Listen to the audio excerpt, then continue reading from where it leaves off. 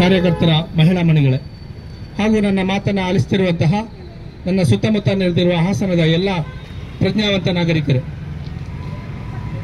ಒಂದಷ್ಟು ದುಃಖದ ವಿಷಯಗಳು ನಮ್ಮ ಮುಂದಿದೆ. ಕಳೆದ 20 ದಿವಸಗಳ ಹಿಂದಿನಿಂದ ಇವತ್ತಿನವರೆಗೆ ನಮ್ಮ ಜಿಲ್ಲೆಯನ್ನ ಅತ್ಯಂತ ಸೂಕ್ಷ್ಮವಾಗಿ, ಇದರ ಮಧ್ಯದಲ್ಲೂ ಕೂಡ ಒಂದಷ್ಟು ಬೆರಳೆಣಿಕೆಯ ಜನ, ಒಂದಷ್ಟು ಬೆರಳೆಣಿಕೆಯ ಮಹಿಳೆಯರು ಈ ಒಂದು ಹೀನ ಕೃತ್ಯದ ವಿರುದ್ಧ ನಿಂತಿದ್ದಾರೆ ಅಂದ್ರೆ ಹೆಮ್ಮೆ ಪಡಬೇಕಾದಂತಹ ವಿಚಾರವೇ ಆಗಿದೆ.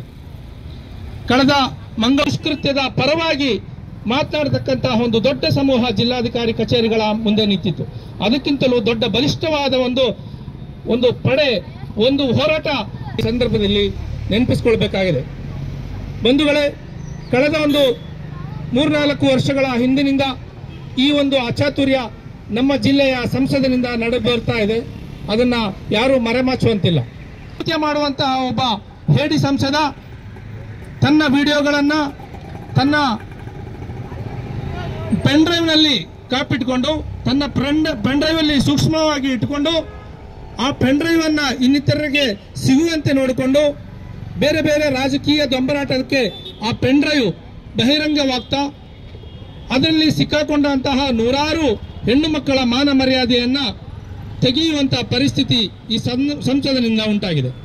ಆದರೆ ಈ ಜಿಲ್ಲೆಯ ರಾಜಕೀಯ ಯಾವ ತರ ನಡೀತಾ ಇದೆ ಅಂದ್ರೆ, ಇಂತಹ ದುಷ್ಕೃತ್ಯ ಮಾಡಿದಂತಹವನನ್ನ ಬಿಟ್ಟು ಈ ರಾಷ್ಟ್ರಕ್ಕೆ ಪ್ರಧಾನಿಯನ್ನ ಕೊಟ್ಟಂತಹ ಜಿಲ್ಲೆ ಈ ಜಿಲ್ಲೆ. ಇಸ್ರೋ ಕೇಂದ್ರವನ್ನ ಇಟ್ಟುಕೊಂಡಂತಹ ಜಿಲ್ಲೆ, ಪಶ್ಚಿಮ ಘಟ್ಟವನ್ನ, ಮಲೆನಾಡು ಪ್ರದೇಶವನ್ನ ಆಯ್ದುಕೊಂಡಂತಹ ಜಿಲ್ಲೆ, ಇಡೀ ಜಿಲ್ಲೆಯಲ್ಲಿ ಹೊಯ್ಸಳರು ಆಳಿದಂತಹ ಜಿಲ್ಲೆ, ಅಪಮಾನವನ್ನ ಇಟ್ಟುಕೊಂಡ ನಾವು ಒಂದಿಷ್ಟು ಸುಂದರ ಬದುಕನ್ನ ಕಟ್ಟಿಕೊಂಡಂತಹ ಜಿಲ್ಲೆ. ಈ ಜಿಲ್ಲೆಯ ಮಾನ ಮರ್ಯಾದೆಯನ್ನ ಇಡೀ ವಿಶ್ವದಾದ್ಯಂತ ಹರಾಜಿಗಿಟ್ಟ ನಮ್ಮ ರಾಷ್ಟ್ರ ಈ ಸ್ಥಿತಿಗೆ ಬಂದಿದೆ ಅಂತ ಹೇಳೋದಕ್ಕೆ ನಮಗೆ ನಾಚಿಕೆ ಆಗುತ್ತೆ. ನಮ್ಮ ಹಾಸನ ಶಿಲ್ಪಕಲೆಗಳ ತವರೂರು, ಸಾಂಸ್ಕೃತಿಕ ನಗರಿ.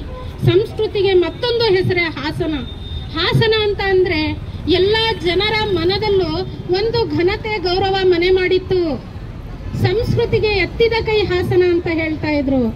ಆದರೆ ಈಗಿನ ಪರಿಸ್ಥಿತಿಯಲ್ಲಿ ಹಾಸನದಲ್ಲಿ ಈ ಹಿಂದೆ ನಡೆದಿರ್ತಕ್ಕಂಥ ಹಗರಣ ಇದೆಲ್ಲವನ್ನ ಹುಸಿ ಮಾಡಿದೆ.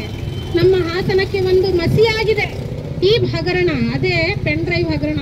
ನಮಗೆಲ್ಲರಿಗೂ ಗೊತ್ತಿರಬೇಕು.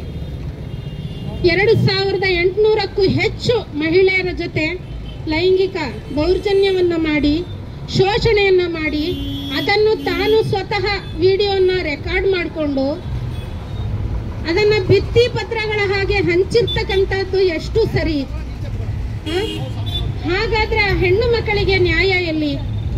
ಹೆಣ್ಣು ಮಕ್ಕಳು ಅವಮಾನವನ್ನ ತಡಿಲಾರದೆ ಸಾಯ್ತಾ ಇದ್ದಾರಲ್ಲ, ಅದನ್ನ ತಡೆಯೋರು ಯಾರು? ನಮ್ಮ ಹೆಣ್ಣು ಮಕ್ಕಳಿಗೆ ಹಾಗಾದ್ರೆ ರಕ್ಷಣೆ ಇಲ್ವಾ? ಇಷ್ಟು ಆರಕ್ಷಕ ದೇಶ ನಮ್ದು ಭಾರತ ಆಗಿದೆಯಾ? 2800ಕ್ಕೂ ಹೆಚ್ಚು ಹೆಣ್ಣು ಮಕ್ಕಳು